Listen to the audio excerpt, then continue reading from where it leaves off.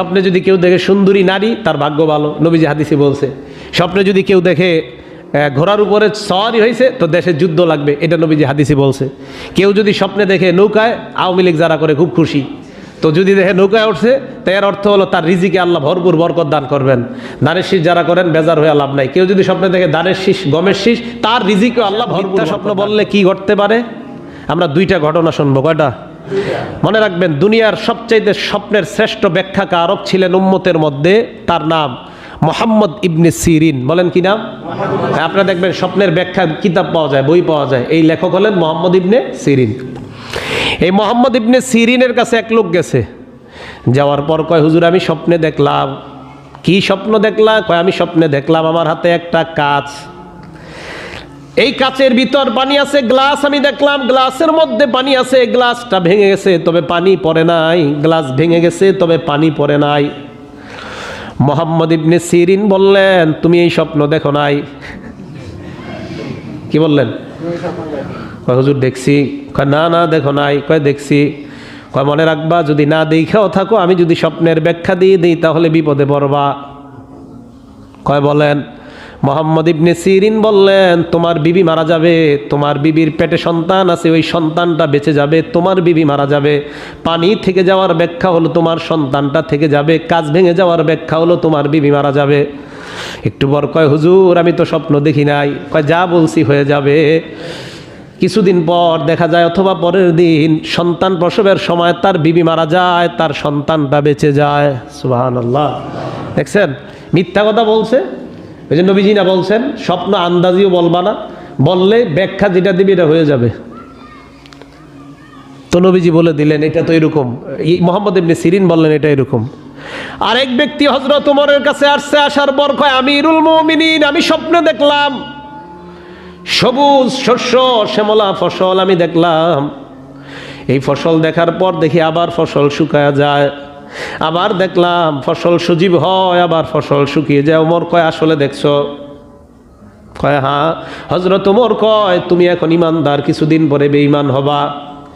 ইমানদারের ব্যাখ্যা হলো সবুজ শ্যামল ফসল, আর যে শুকিয়ে যাওয়ার ব্যাখ্যা হলো তুমি বেঈমান হয়ে যাবা। আবার যে তুমি দেখছো সবুজ ফসল, এটার অর্থ হলো তুমি আবার ইমানদার হবা। আবার যে দেখছো শুকিয়ে যায়, এটার অর্থ হলো তুমি বেঈমান হয়ে যাবা। বেঈমান অবস্থায় তোমার মরণ হবে। ওই ব্যক্তি কয়, আমিরুল মুমিনিন আমি এই স্বপ্ন দেখি নাই।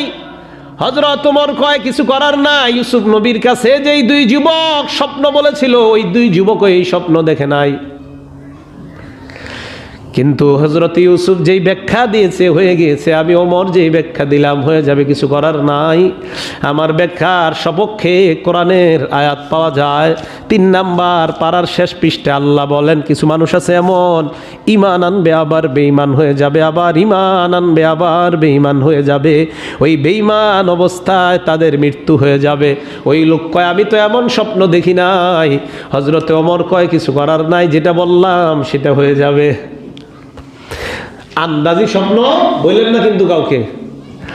আমি আমার জিন্দিগিতে মনে হয় স্বপ্ন বলি না, আর দেখিও না, বলবো কি আমি স্বপ্ন দেখি না। সত্যি কথা, আমার ফ্যামিলিরে এরা খালি নাকি স্বপ্ন দেখে 2 দিন পরে পরে, আর দান সৎকার করতে দেয়। আমি এত স্বপ্ন দেখো, টাকা পয়সা তো শেষ হয়ে যাইতেছে। হ্যাঁ, আমার ঘুম এত বেশি হয়, তা আমি কোনো স্বপ্ন দেখি না। এরা খালি স্বপ্নই নাকি খালি দেখতে থাকে। তো এই যে স্বপ্ন দেখেন, দেখার পর নবীজি বলে দিয়েছেন, খারাপ স্বপ্ন দেখলে বলা দরকার নাই। দান সৎকার কইরে না, বলছি না করেন না, করবেন। দান সৎকার করা ভালো। খালি স্বপ্ন দেখতেই থাকে, দেখতেই থাকে।